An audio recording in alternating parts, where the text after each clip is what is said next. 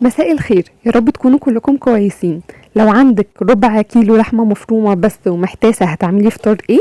فتعالي انا هقولك. بربع كيلو مفروم هنعمل فطار ليكي ولأولادك، وهيبقى يعني فطار يشرف. وكمان لو عندك عزومة فهو صنف جانبي حلو جدا جدا في العزومات.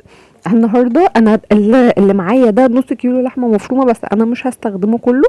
بدات ان انا اعصج اللحمه المفرومه عادي خالص، حطيت اللحمه في ماده دهنيه وبدات انزل عليها ببصلتين فرمتهم في الكبه. انا بس عايزه اقول لكم ان اللحمه المفرومه دي طول ما هي في البيت فانا دايما مطمنه، يعني بيطلع منها افكار ووصفات كتير جدا جدا، وهعمل لكم باذن الله منها حاجات كتير جدا، وبتبقى من اكتر الحاجات الاقتصاديه. لان اللي هتعمليه مثلا بربع لحمه مفروم ما تقدريش تاكلي نفس العدد ده مثلا لو بنص كيلو لحمه مكعبات. المهم ان احنا بعد ما اللحمه اتعصجت، يعني بعد ما بدات تدخل في السوا، بدات ان انا اظبط التوابل بتاعتها. التوابل حسب الرغبه، بس انا حطيت لها ورق لوري، ملح، فلفل اسود، ورشه من السبع بهارات او بهارات اللحمه.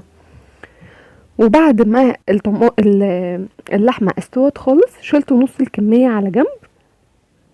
انا علشان كنت جايبه اللحمه يعني كان نص الكيلو على بعضه، فقلت ان انا اعصجه واحط اللحمه المتعصج ده في الفريزر، هينفعني في طبخه تانية يعني لو يوم انا مستعجله او حاجه. وبعد كده على الكميه الباقيه حطيت عصير طماطم، آه عصرتها وصفتها، ونزلت الطماطم تتسبك مع اللحمه. ومع الطماطم حطيت رشة من السكر عشان طبعا تعادل الحموضة بتاعة الطماطم، وسبتها تتسبك. وفي التوقيت اللي كانت بتتسبك فيه ده انا كنت بقطع حوالي نص كيلو من الكوسة، طبعا تقطعيه التقطيعة اللي انتي عايزاها، ونزلتها مع الطماطم واللحمة. وبدأت ان انا اظبط التوابل، حطيت يعني زودت رشة ملح ورشة فلفل اسود ورشة من الشطة، وحطيت كمان فصين توم مهروسين.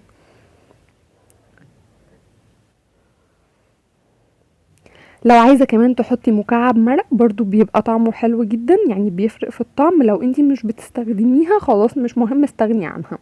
انا بحب اسوي الاكل على نار هادية، خدت غلوة كده على النار وبعدين يعني على نار عالية، وبعدين وطيت النار عليها ولحد ما تستوي. بدأت ان انا اعمل رز بالشعرية. طبعا الرز بالشعرية كلنا بنعرف نعمله، بس يعني هي في تكة كده بس صغيرة ممكن يكون بعض الناس ما تعرفهاش. لما تيجي تحمري الشعرية او تيجي تحمري لسان العصفور، عشان كلهم ياخدوا لون واحد ما يبقاش حاجة غامقة او حاجة فاتحة، حطي معاهم الملح. يعني انا بحمر اهو، حمرت الشعريه ونزلت عليها بكميه الملح بتاعه الرز كله، علشان طبعا ما تلخبطش في المقدار او منساش. انتوا عارفين الدنيا صيام والواحد اوقات تركيزه بيبقى اقل، فانتي ممكن تحطي رشه وبعد كده تكملي الملح. بس انا يعني ببقى في السليم فبحط كميه الملح كلها، وبعد كده بنزل عليهم بالرز المصري اللي مغسول ومتصفي، وببدأ ان انا اقلبه واغلفه مع الشعرية بالمادة الدهنية كويس، وابدأ انزل عليه بالمية السخنة، واستنى كده لحد ما الرز يتشرب ميته على نار عالية، وبعدين ببدأ اديله تقليبة تانية وهدي النار عليه خالص لحد ما يستوي. كده عمره ما هيعجن منك، انتي طالما غلفتيه بالمادة الدهنية في الاول عمره ما هيعجن منك، وطالما سقيتيه بمية سخنة مش هياخد معاكي وقت.